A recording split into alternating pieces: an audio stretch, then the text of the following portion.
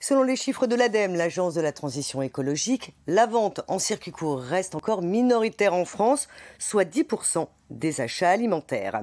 Alors l'un des freins des consommateurs, c'est de savoir où acheter en circuit court. C'est parfois même un casse-tête.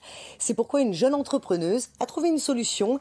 Elle a développé une application baptisée Sursap qui permet de géolocaliser les points de vente dans le Rhône et la Drôme.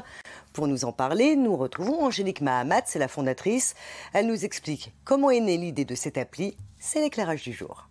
L'année dernière, je me trouvais justement confinée dans le sud de la Drôme, dans un coin que je ne connaissais pas. Et si vous voulez, donc quand j'ai cherché à faire mes premières courses, tout simplement, Google m'a indiqué d'aller au supermarché qui était à 10 km en voiture. Sauf qu'au fur et à mesure des jours en fait, que j'ai passé là-bas, j'ai parlé avec les personnes justement du village qui m'ont dit qu'en fait, à 3 km de chez moi, il y avait une exploitation agricole qui faisait de la vente directe 2 fois par semaine.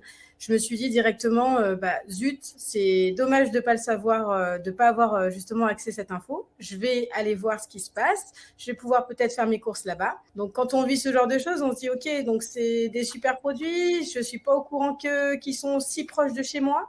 Donc, j'ai cherché des outils qui me permettaient justement d'avoir accès par géolocalisation à ce type de commerce et je ne l'ai pas trouvé.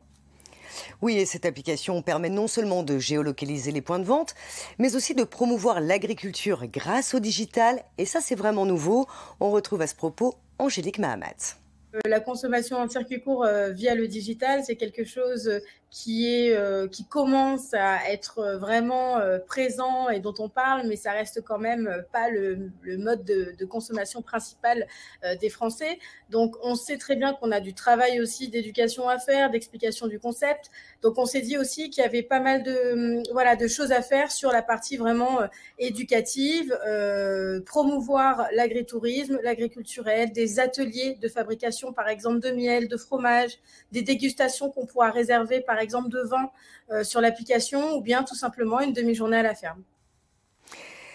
Et puis pour aller plus loin et en savoir plus sur cette nouvelle application, un article très complet est à retrouver sur le site internet de France Bleu.